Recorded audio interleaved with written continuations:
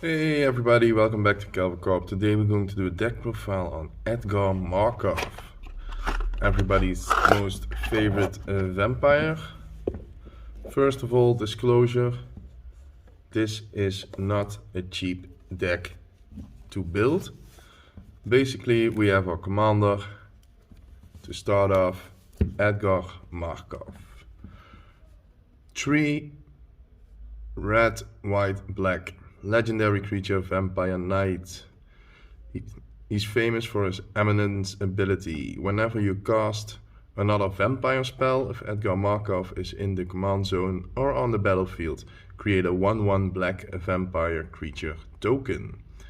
First strike, haste. Whenever Edgar Markov attacks, put a 1/1 counter on each vampire you control. So, very, very powerful commander, since you don't have to play it for its abilities. Here we have some of the tokens that I use. Just some nice tokens. These are the ones that came in the pre-con. Here we have some other tokens that I like. Some more pre-con. Blood token from the new Crimson Vow. That was the last token. Awesome Divider. Now let's get into the meat of the deck. Let's start off with creatures. First off, we have Esper Sentinel from Modern Horizons 2. 1 white artifact creature, human soldier. Whenever an opponent casts their first non-creature spell each turn, draw a card, unless the player pays X, where X is Esper Sentinel's power. Really powerful card to open up with. Then we have Nighthawk Scavenger. If you want to read the cards, I hold them long enough. It's 1 black, Vampire Rogue, Flying Death Touch and Lifelink. Then we have Pawn of Ulamog. Whenever Pawn of Ulamog or another creature, non-token creature you control dies, you may create a 0/1 colorless Eldrazi spawn creature token. It has sacrificed its creature, add a wingding to your mana pool. Then we have Dark Imposter, or Pastor, what you want to call it. Falcon Rev, Noble, also one that came in the pre-con. It's basically a real expensive blood artist. Here we have Dracula, Lord of Blood, with the special Crimson Vow art. It's 1 and a black creature wizard. Flying, whenever Voldaren, Bloodcaster, or another non-token creature you control dies, create a blood token. Whenever you create a blood token, if you control 5 or more blood tokens, transform Voldaren Bloodcaster, and then it becomes Dracula, Lord of Bats. At the beginning of combat on your turn, up to 1 target blood token you control becomes a 2/2 black bat with flying and haste in addition to its other type. So also a nice cheap vampire that can transform later in the game. Then we have Vampire Lacerator. Cheap 2/2, costs some life, but who cares. Shadow Ally Denizen. Whenever another black creature enters the battlefield under your control, target creature gains Intimidate until end of turn. Then we have Twilight Prophet. 2 black creature, Vampire Cleric, flying, it has Ascent. So if you control 10 or more permanents, you get the City's Blessing for the rest of the game. At the beginning of your upkeep, if you have the City's Blessing, reveal the top card of your library and put it into your hand. Each opponent loses X life and you gain X life, where X is that card's mana value. Here we have Karu Mind Eater, also coming in the pre-con. The nice Cemetery Gatekeeper art. 1 and a red, first strike. When Cemetery Gatekeeper enters the battlefield, exile a card from a graveyard. Whenever a player plays a land or casts a spell, if it shares a type with the exiled card, Cemetery Gatekeeper deals 2 damage to that player, so real powerful. Gifted Aetherborn, black, Death Touch, Lifelink, it's a 2/3, what you want more. Then we have Bloodcast, it can block, Bloodgat, Bloodcast has haste as long as an opponent has 10 or less life. It also has landfall. Whenever a land enters the battlefield under your control, you may return Bloodcast from your graveyard to the battlefield. So, nice little recursion. Here we have Henrika Domnati. 2 black, flying. At the beginning of combat on your turn, choose one that hasn't been chosen. 1. Each player sacrifices a creature, which you can do because it comes in with a token. You draw a card and lose 1 life, or you transform Henrika Domnati into Henrika Infernal Seer. Flying, Death Touch, lifelink, 3/4. 1 black, each creature you control with Flying, Death Touch and or lifelink gets +1/+0. So also, good little creature. Here we have just a cheap Falcon Red Pit Fighter. It's 1 red, discard a card, sacrifice a vampire, draw 2 cards. So also very powerful. Patron of the Vein is included in the deck. Welcoming Vampire will draw you a lot of cards. Every turn you get some card draw action. Then we have Bloodthirsty Adversary. Once again, if you want to read all of the cards and be my guest, just pause the video.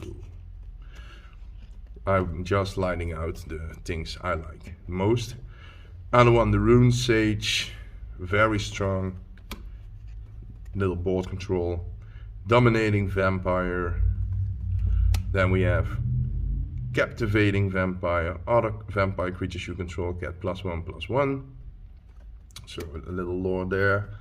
Then we have Paladin of Atonement. At the beginning of each upkeep, if you lost life last turn, put a +1/+1 counter on Paladin. So that's... Here we have Meta's Fiend Seeker. Put some bounty counters on your opponent's creatures. Get them killed faster. Then we have the Sangromancer. Edgar fell asleep. Stay awake. Here we have Dracula Blood Immortal. It's 2 and a black for a flying Falcon Red 4-bear can block. So it's just a nice vampire. Here we have another one. Just a Lord, give +1/+1 and first strike. So that's pretty strong. Then we have Bloodgore Lord of Vasgath. Galastria Highborn, also very powerful. Another 1 red cheap vampire that will come in with a token. Here we have the new Edgar, the Charmed Groom. And if it transforms into Edgar Markov's coffin. So also with a nice showcase art right there. Then we have a Blood-Crazed Paladin. And of course, we need Blood Artist in the deck. We also have Elinda the Dusk Rose. Whenever another creature dies, put a +1/+1 counter on Elinda. When Elinda dies, create X 1/1 white vampire creature tokens with lifelink, where X is Elinda's power. Here we have Tithe, Drinker, lifelink, and Extort. Vampire Cutthroat. Now we get into the instant sorcery realm with Fateful Absence, destroy creature, also Sorin. Here we have the Fairy's Protection, real powerful in every deck that plays white. Crackling Doom, I just like it, I don't know why I have it in the deck, it's not that powerful. Then we have Go for the Trove. Swords to Plowshares, also great removal. Despark. Exiles, does not destroy, always powerful. With the tutor we have to be on team, so we have a Vampiric Tutor. Boros Charm. Return to Dust, for those pesky artifacts and enchantments. Vanquish the Horde is one of the best board wipes we have right now. It's silly, it's really silly. It's bad when it's bad, it's good when it's real good. Damnable Pact. Read the Bones. Everyone's favorite, damn! Also disrupt decorum to get all of your opponent's creatures to attack, but not you. Idyllic Tutor. I really like Vindicate. I love it. Love Vindicate. To buff up our whole team, Qatar's Crusade. Whenever a creature enters the battlefield under your control, put a +1/+1 counter on each creature you control. So, real powerful. Blind Obedience. Make sure everything comes into play tapped for your opponents. Anointed Procession. Use like a doubling season. Here we have Wedding Announcement. Another great sack outlet, Goblin Bombardment. Everyone's favorite Smothering Tithe. The best draw card in the deck, Skull Clamp. Also, we have a nice Arcane Signet. I love Archaeomancer's map, just to keep up with those green players. Sol Ring. Sword of Heart and Home. It's one of the new swords. I really love it. It's real cheap right now, guys. Pick it up. Be quick. Protects from green and white. It's powerful. Urza's Incubator. Lands. I'm not going all that deep into it.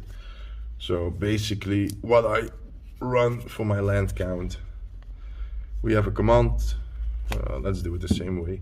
We have Command Tower, Bajuka Bog, Path of Ancestry for that scrying action, Opal Palace still in the deck, Voldaren Estate, Scourge Barrens, Nomad Outpost, Temple of Silence, Cave of Koilos, Mars Flats, some fetchland action, Godless Shrine, Shattered Sanctum, Bright Climb Pathway, taps, oh, the other side, Rakdos Canarium, Haunted Ridge, Blood Crypt, Blightstaff Pathway, Battlefield Forge, Temple of Triumph,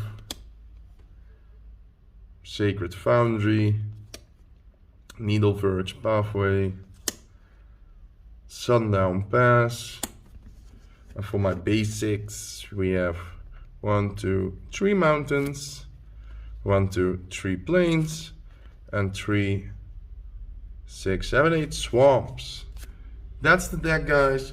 Let me know how you feel about it. I have another deck profile coming up. Many more if you want. See you next time.